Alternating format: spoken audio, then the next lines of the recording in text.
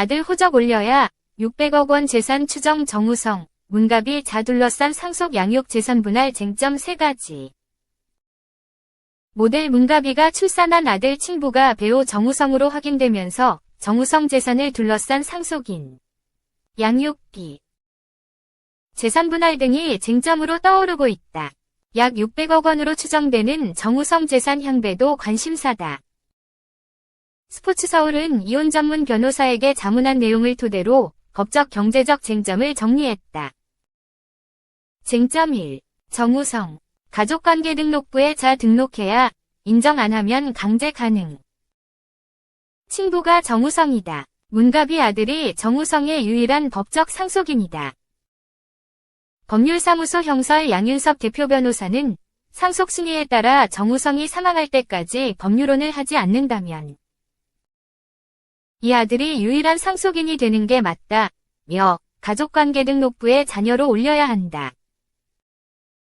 만약 이를 행하지 않는다면 자녀 또는 문갑이는 민법 제863조에 따라 정우성을 상대로 인지청구소를 제기할 수 있다고 밝혔다.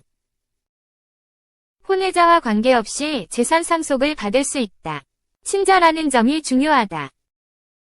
법무법인 YK 조한나 변호사는 정우성이 임의인지 자발적으로 나의 자식이라는 점을 인정하는 절차를 하지 않을 경우 유전자 검사 절차 등을 통하여 친자를 강제로 확인할 수 있다며 인지 후 상속이 가능하다고 말했다. 쟁점 2.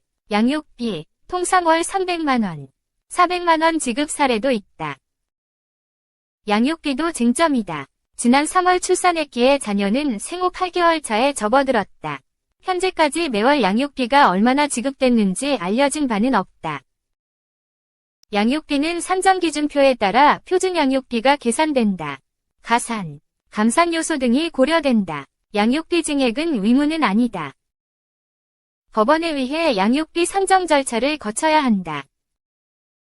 양 변호사는 부모의 재산 상황, 가산 또는 감산, 자녀의 거주지역, 도시지역은 가산, 농어촌 지역 등은 감산, 자녀 수, 자녀가 1인인 경우 가산, 3인 이상인 경우 감산, 고액의 치료비 또는 교육비 등에 의해 양육비가 가산될 수 있다고 밝혔다.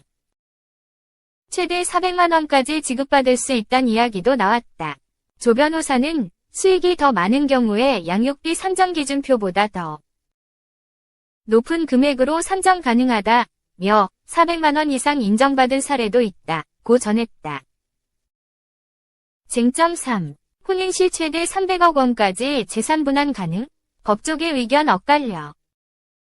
결혼을 하지 않은 배경에는 이혼 후 재산 분할 리스크를 의식했다는 분석도 나온다. 결혼을 했을 경우 5년을 살면 30%, 7년을 살면 50을 지급해야 한다는 일부 변호사 주장도 제기된다. 혼인 후 5년 후 정우성 재산 약 600억 원 추정.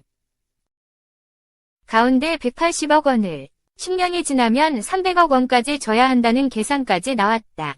어디까지나 혼인했을 때 이야기다.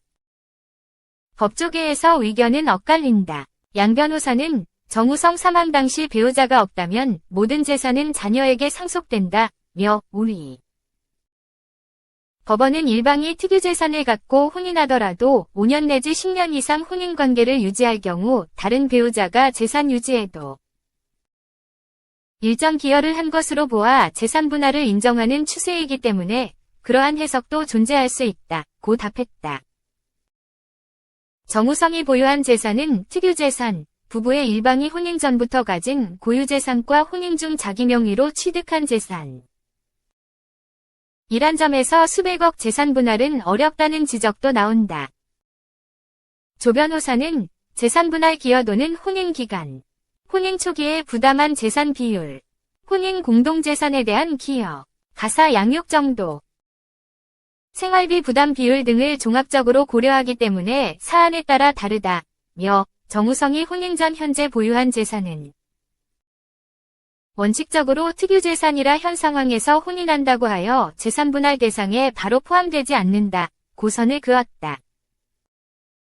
법무법인 대건 이지은 파트너 변호사도 특유재산은 원칙적으로 재산분할의 대상이 되지 않는다. 며 혼인 중 부부 공동노력으로 그 가치가 유지 증가된 경우 이를 재산분할에 반영할 수 있지만 이 경우 혼인을 한 것도 아니고 실제로 적극 협력하지 않아 성립이 어려울 것으로 보인다. 고 지적했다.